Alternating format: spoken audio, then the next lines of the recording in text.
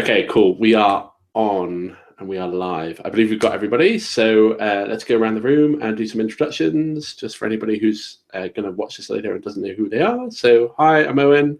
I'm online. I'm our chair. Hi, I'm Alex, and I'm the treasurer. I'm Jen, I'm a committee member. I'm Samson, I'm the secretary. Hey, I'm James, I'm a general member.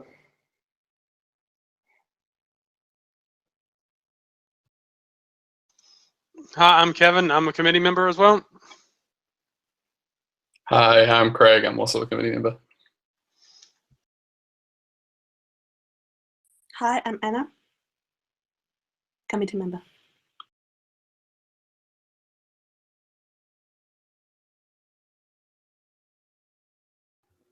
Great. Is that everybody? I've got this weird thing where I think it's actually showing in another screen, so I'm getting like a 2-second delay. Give me 2 seconds. Okay, right, sorted that.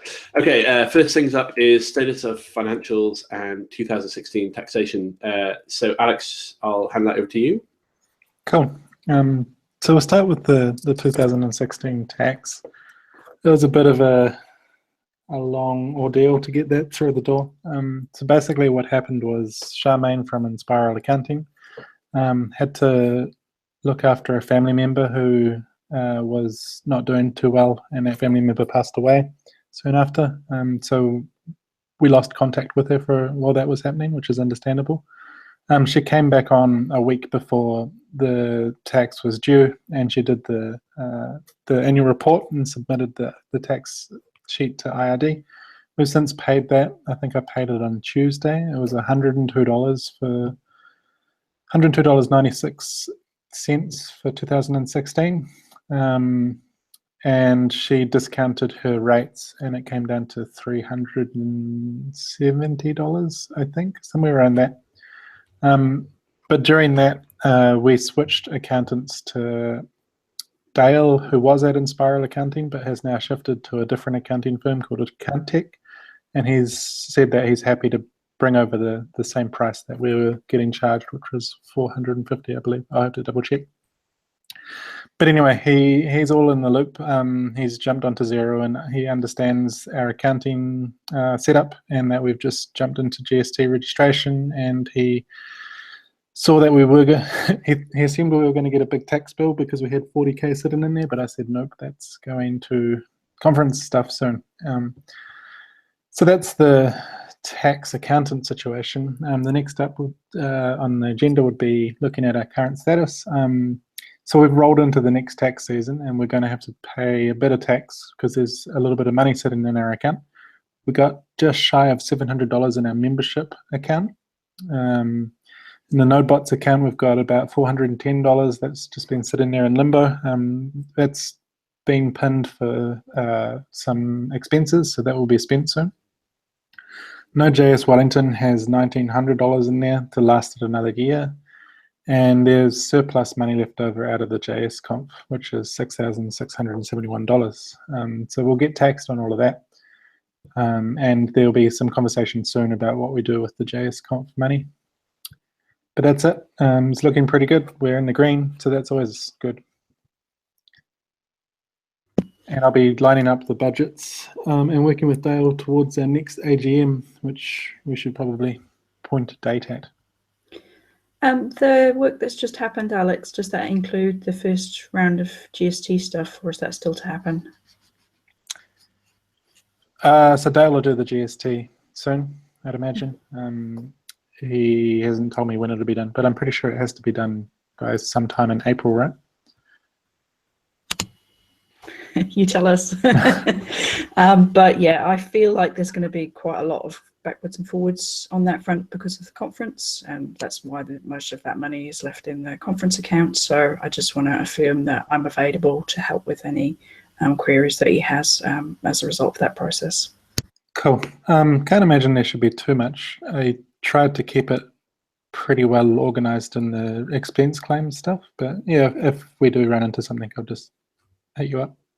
Yeah, a lot of GST tends to be around timing, so we might end up paying more and then receiving a rebate later on. Although actually, because, well, no, yeah, we probably will have to pay until we've paid off all of our debtors, so all of the invoices have been paid, whether it's venue or food or anything else. If any of those are outstanding, that means that that GST won't be refunded to us yet. Just to clarify there, all of the invoices for the conference are now cleared. Yeah. Cool, that makes sense. The other thing we have to vote on is to whether I guess we're too late now in order to spend that money as opposed to pay tax on it. Yeah, I spent a large majority of the NodeBots money before the 31st. So we bought lots of rechargeable batteries, which we've been waiting for a while. But we were still left with $400, which should be pretty minimal in terms of tax. Yeah, and I'm not worried, mainly because we want that buffer in our coffers for the next conference. Jen did really, really well, but that's not to say that the next one's going to be quite so smooth. Let's put it that way. So unless anybody else has got something else to bring up, we should probably move on to the post-conference retrospective from Jen. Cool. Okay. So I think this is old news to pretty much everybody, but just for the record, the conference was a success. I've only heard positive feedback, so unless people are saying nasty things behind my back, I haven't heard about that. We financially have made out okay, as we've already just talked about. The remaining money is mostly waiting to get paid out as GST. There will be a bit left over, and we've got an upcoming issue in the agenda later on that I think we might talk about where some of that money might go. Yeah, so as I said during the closing of the conference, for anybody that hasn't seen that, when I originally proposed the conference, the idea was to rotate around between cities and different organisational teams. Similar format to Kiwi PyCon, PyCon US, LCA, you name it. There are quite a lot of tech conferences that do similar things. And to that end, I have put together 3 things. 1, a very comprehensive guide on how to run a conference that I'll be making available very shortly. 2, an application process for somebody to apply to say that they want to run the conference. And 3, a survey about the conference to gather feedback, but also that will be a key opportunity to reach out to people that were at the conference and see, are you interested in continuing this? So I would very much like if we could vote on the issue of accepting those things that I've proposed. You should have had those available through the committee channel recently, and I'd very much like to push that out and get the ball rolling on some of that stuff. Are there any questions before we go to a vote? Resounding silence, very good. Yeah, vote yay or nay. I'm obviously yay. So all those in favour just say aye. Aye. Hey. Yep. Cool. I think you've got a unanimous there. Yep, very good. Thanks everybody. So I think we can call that issue done for now. There'll be some online stuff to follow up with that application process. We'll probably talk about it more in a few weeks' time. Thanks.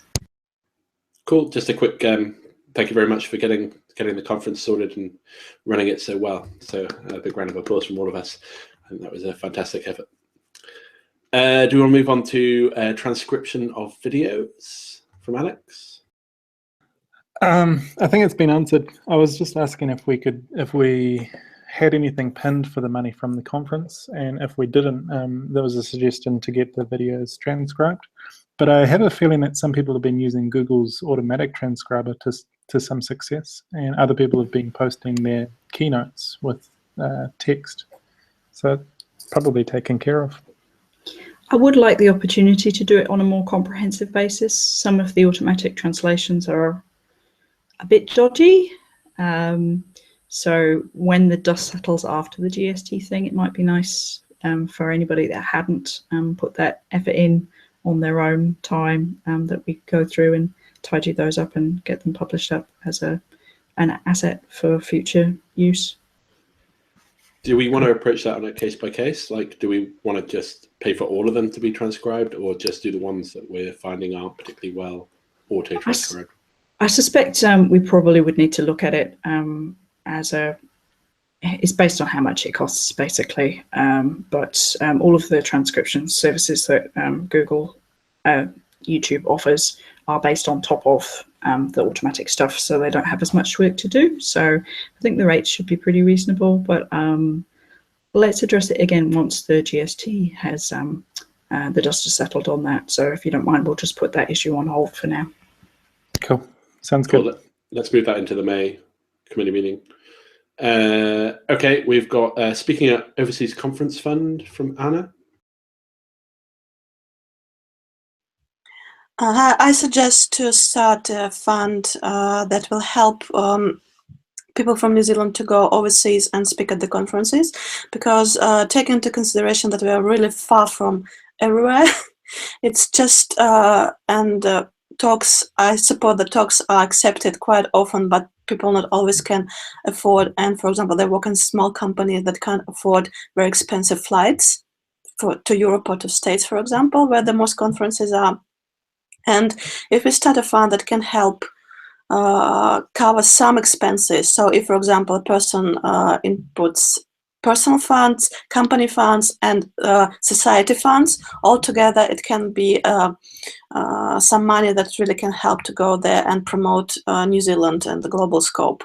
I suggest that it will be available to apply only for New Zealand Society members, so it can be one of the features we can offer for membership. I have a question, if that's okay, just quickly. Does, not just Anna, does anybody on the committee know of similar travel bursaries that are run by other programming societies, or would this be a fairly new idea? I personally haven't heard of any, because most of the time it's either you work for a big company and company sponsors you, or you are a freelancer, for example, and at the level that they offer you funding to get there, like keynotes for something like this, or you just use it as a part of your vacation time and invest your own money, like I did in August, and or you just don't go. So I haven't heard of any help. I've heard of this kind of funding only for at universities for scholar conferences. Yes, not for tech conferences. That's a good point. The university system is the only one that has something vaguely similar. Yeah, I mean, my only, I think it's a great idea. My only question is, how do we fund it?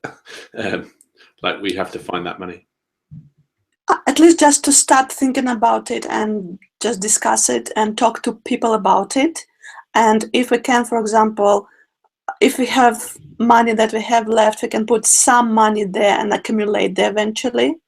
Just some like a piggy bank to put, like, I know how much, just regularly, like some drop of money, and that will accumulate there. And to look around for sponsors, like especially for this fund. So it's fund run by New Zealand Society, but we look sponsors for this. So, but I just don't know right at the moment. We just need to start this ball rolling, and then we'll see how it will go. Just to clarify, are we talking about attending a conference or explicitly speaking at one? No, only for speaking. Because that's our aim. There is no publicity in attending a conference. We need the aim of the fund just to put on the global scene New Zealand JavaScript developers. So Kiwi developers, to show them off to the world. I think it's a great idea, and it could tie into the discussions that we put on ICE, which was when we're asking for money from corporates, what are we going to propose we do with it? So potentially we could take that issue off ICE and have a bit more discussion and then bring it into the next committee meeting. Yep, totally. I mean, from a point of view of like New Zealand, we're we obviously have this barrier to get to speak abroad, and most conferences are abroad. So we should be encouraging more speaking. I think our only question is like, how do we fund it? So, sorry, I'm speaking for everybody here. So all of those, I guess we should just vote whether we're in favor of trying to set this fund. I just have one more question. Just wondering if we do ask for funding for this externally, one of the things I imagine people ask is what the selection criteria will be. Will that be, and are we thinking like will it be a committee selection criteria or another group of people, or? I thought about it, and I think when we have like money, we should create a committee, and maybe not only from like a society committee, but from the broad society, and maybe even make it anonymous thing, like person can apply anonymously. Maybe, I don't know, but I think it should like the same procedure we do with conferences, talks. So person applies, we choose what criteria so to be like most important, like for example that not working for a big company, or for example, I don't know, but it's all to discuss, open for discussion. But I suppose there will be a group of people and open published list of criteria, and the whole process like group discussion or something like this, like, yeah. Okay. So all those in favor of looking deeper into creating this fund? Hi. Right. Right. Okay, I think the next step is to get some kind of idea of how big the fund would have to be viable, and whether there's any appetite from sponsors. And also if there are other things out there, not necessarily in New Zealand, but that we can, if there's some sort of open source template out there for something similar, that could save us a lot of legwork. Okay. So can we put that on you, Anna?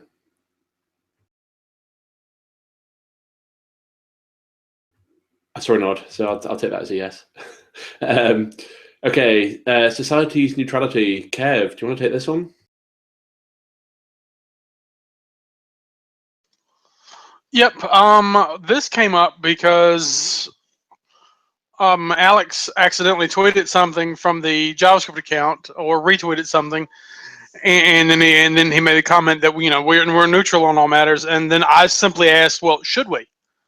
Should we be neutral on certain matters, or should we consider taking a stance on things as a society and say, well, these are the things that we believe in, and put our flag in the ground there, and kind of stake a claim to it, and I don't know. I was just kind of wondering, so I just asked the question. Yeah, it was a good question. I'm failing to remember what I retweeted because there's just been so many bad things happen. I think at the time it was about Uber. Uber, that's right. I think no. Excuse me, it was Palantir. Yes, it was Palantir. Too many damn things. I think maybe the first step is, as a group, we come up with some principles. Like, it's all very well saying we are principled, but we don't know what those principles are unless they're kind of written somewhere. Actually, we do already have some documented principles. In our code of conduct, we state that we are an inclusive and welcoming society. And in my mind, at least, that has a flow-on effect naturally without us having to state anything particular to, for example, Palantir, because that is an exclusionary piece of software that is, excuse my language, a racist piece of shit. So it's pretty clear cut in cases like that. We have the code of conduct as something we can look to.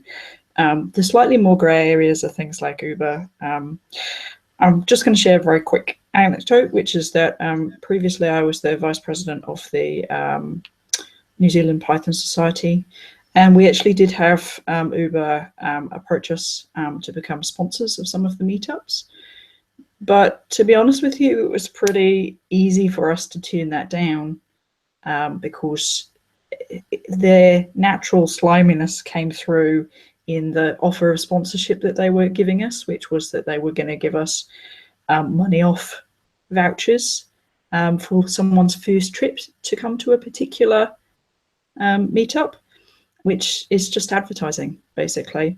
And yeah, I absolutely believe that we should take principled stands against these kinds of things, but I'm not sure how much of that we can do upfront beyond what the code of conduct naturally offers us, but I'm willing to hear other opinions on that. My Sorry, you go, Greg. I was just going to say that in the issue that was opened, that was the question I raised was about sponsorship and how do we determine the companies that sponsor us. And I think Jen summed it up nicely. And at the end of the day, it was just we should look at things on a case-by-case basis, and we don't need any kind of automated system to handle these things when they come up. As long as we have a way to just blanket say, no, we don't feel comfortable with you sponsoring us. And it also raises other questions about the Node.js and how coupled it is to the society now. And I'm probably going to have a think about how we can either just from the the Wellington.js meetup, say that we're now closely affiliated, so we therefore follow the code of conduct. I think we do unofficially, but I'm not sure whether I've officially stamped it on the meetup pages. But if not, I'll have to do that. So we do have the same rules about sponsorship and who sponsors the Wellington.js meetup. Yeah, I think we just need to add the line about following JavaScript New Zealand Society Code of Conduct. And I think we should ask like other meetups and other cities to follow it. So just to talk about this with them. Craig, did you have something that you wanted to add? Probably nothing that makes it any easier to think about. I just, like, obviously, if it's sponsorship that we're talking about, we have kind of two options where we can publicly say we've said no to a company and then potentially risk alienating people who either work for that company or who use that company or whatever, in the case of Uber, versus not saying it, that we've turned down the sponsorship and not giving a reason why, maybe not alienating people, but they're not being as open. It just, all this stuff makes me not know what to do. It's a very delicate area because it's difficult to distinguish sometimes between company and personalities in this company. For example, like society, I don't think we can share opinions because we are a lot of people with different opinions, and if it's not directly affecting us, like choosing a sponsorship, but some events over there, we can't have a society an opinion on them. But when we make decisions for society, then we should follow all this stuff and can't be neutral. But it's my opinion that we can't have an opinion about outside things as a society because we are just open society and big group. That's what the question with this problem we had about being neutral or not neutral. So I think it's not being neutral or not neutral, it's just not being able to have an opinion at all. It's just not possible. But when we have to take a decision, that when we have to choose what side. Yeah, yes. But when we have to make a decision, not just when to talk about something going outside. Yeah, so I was about to say I disagree, but actually by the end of your sentence I agree with you, Anna. And maybe one of the key things here is that from the original situation here, which was Alex accidentally having a bit of a faux pas on the feed, when we're talking about making these kinds of statements, it should be a quorum of the committee that's making those kinds of decisions. Yeah, I'd agree. I think our main principle is that we are a principled society, but that nobody's voice is louder than the society as a whole, in that when people hear from us, they hear from the society, not from X as a member of the society. We should always be aware of that. But we're pretty good. I think we do discuss stuff as committee members before we go and say anything. We do approach things as a group, and we're all, in my experience, been pretty good at that. So I'm happy to move on to the next statement because we've got about 5 minutes left. So James, do you want to give us a quick update on recurring subscriptions? Cool. Yeah. So update on that is that it's still not live because I had technical issues, mainly with Keystone. I've been working on it lately, and I think I've got a solution. So I want to have that done in the next couple of weeks, mainly because after the conference, we're getting a lot more publicity, and I've noticed that a lot more of those membership requests have come through lately. So I want to actually get that done because I want to automate it because it seems silly that it is still manual. So yeah, next couple of weeks, you'll have an update from me on Slack. Okay. Cool. Tying into this, there was also the matter of recharging all of our current members. Yes. Like there was an us, issue that for got example, like So what I'd like to do is get that recurring subscription stuff sorted on the website and then push us all through that recurring subscription stuff. Okay, sounds good. Is that a simple answer? Yes. Yep, cool. Sorry, I know I've been a bit of a hold up, but I promise I'll get done soon. No, it's understandable. It's all good. Okay, forming working group to grow our community from Alex. Cool, and I've got like 3 minutes left. This is a big one. So what happened after the talk that I gave at the JS Conf, or the New Zealand JS conference, is there was a call to action at the end, and I got a lot of feedback, a lot of people answering that. There was about, I think I'm up to 60 now, and it got so hard to reply to everyone on an individual basis that I noticed themes coming through, and I wondered whether or not we could like form smaller working groups of people that aren't necessarily members of this committee, that are able to help push these things forward, because there have been cases where people want to take leadership roles in them. So the 4 things that I have initially noted was that the inclusivity one, this was just a general idea that I originally had working groups for quite a while ago, I think about a year ago. I'm pretty sure I was talking to Samson about this over lunch at some stage. And this was copied from the Node.js working group. After announcing this issue, Raquel reached out to me and said that if you do follow the Node.js working group one, just be aware that they have had problems with it in the past because the recommendations they make don't get followed up by the Node.js organization. But I'd say that we have a different standpoint than the Node.js organization, which is a technical tool being pushed forward, whereas we're a community, like a society for a community. So I think that we'd thrive in something like this as opposed to a technical tool having the same working group. So that's inclusivity. Then there's the next one is the mentorship working group. This is something that Roger and I have been working on already. So Roger Nisbet, so we've been planning a way to have a meetup run underneath the Wellington JS meetup, where we say there's 25 tickets available for people that want to be mentors and 25 tickets available for people that want mentoring.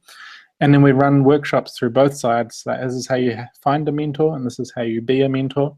And we do some kind of speed dating, probably similar to what goes on at Summer of Tech, but with a bit more tailored towards mentors as opposed to just finding jobs. Out of that, we're going to document it so other cities can pick it up and run with it as well. And hopefully it's a scalable way to get people to find mentors outside of their companies, because the companies aren't pulling their weight in this and they don't offer mentorship programs. So that's the mentorship one. The education one, basically there's a lot of people, individuals doing a lot of good work in this that I'd love to put them into a working group to see if the society can help out and the JavaScript community as a whole can help out with educating everyone, students, children, adults, everyone. And the last one is networking. And this one came up where there was a lot of people that contacted me in small cities, said, hey, I want to run a meetup. How do I do that? How do I get people to start talking in like Napier or I don't know, Timaru? There was lots of random places that I'd never even heard of them having tech shops. And they said, yeah, there's lots of tech places here. There's like 20 companies in Napier that all do tech stuff. So figuring out a way, well, a working group figuring out a way for them to run meetups and for them to be sustainable and build communities would be awesome. I don't know how to do these things. I was just putting it as a proposal to say, hey, are we able to do this? Is this something that the society should be looking towards? I'm going to just chip in quickly to say I think you hit the nail on the head there, Alex, when you said you have to make this more distributed, and people that are wanting to help need to step up into leadership roles to do so. And my suggestion would be forming separate Lumio groups for the particular disciplines, because that's a consensus reaching tool, and if you need to get people on the same page and make decisions about things, that can be quite a good one. That's just my 2 cents. No, I think you're right. I think us owning it, as in the committee having to be in any of those working groups, is a non-starter. Like, there's only so many of us, but I do think there needs to be at least a sense of reporting back or ownership from us, just so we can make sure that they're doing what they're set out to do, so that we can set goals. But I'm happy for that to just be a kind of very ad hoc report back to us every so often kind of thing. But certainly going out to the community and getting them to run it would be awesome. Can we have just Yes, kind of sir. supervising thing, just a group and the supervisor from the committee just checking on them? Yep, I mean, that's what I would suggest, is like Alex or whoever has time or whoever's inclined is kind of promoted to that supervisor role of those working groups. Or that somebody in that steps forward and says, I am the person that reports back, might be a better way of doing it. But as long as the thing is, as long as someone at our end can see that that person is feeding back on a regular basis, and that's fine. If the communication stops altogether, then obviously we have a problem. If these things are being run under the NZJS committee, do they fall under the code of conduct? And if so, how are things reported back up, and how are things actioned upon that? That's a good point. I'd assume that they would. Some of them are even more sensitive to a code of conduct than the society itself. Like the mentorship one, I'd imagine would need to be quite strict on its code. The way that I kind of envisioned the reporting was just as you all said. It's probably going to run similar to NodeBots, which is we have our own agenda, budgets, everything, and we just do what is right for the NodeBots community, and we just report back with budgets and to say that we're doing good or we've failed horribly, which we haven't done yet, so that's good. But yeah, that's it. I really don't know where it could go from here. It probably needs some more thorough planning. Like Jen said, would need to choose a platform like Lumio or anything conductive to running a working group or working groups. So I guess all I'm asking for is the yay or nay for this to go ahead, and then we can continue ironing out all of the creases in it. So we had working groups internally at Xero. I'm not sure if they still run it, and it was all around front-end tooling and different working groups based on what's best for CSS, what's best for JavaScript, and all different things.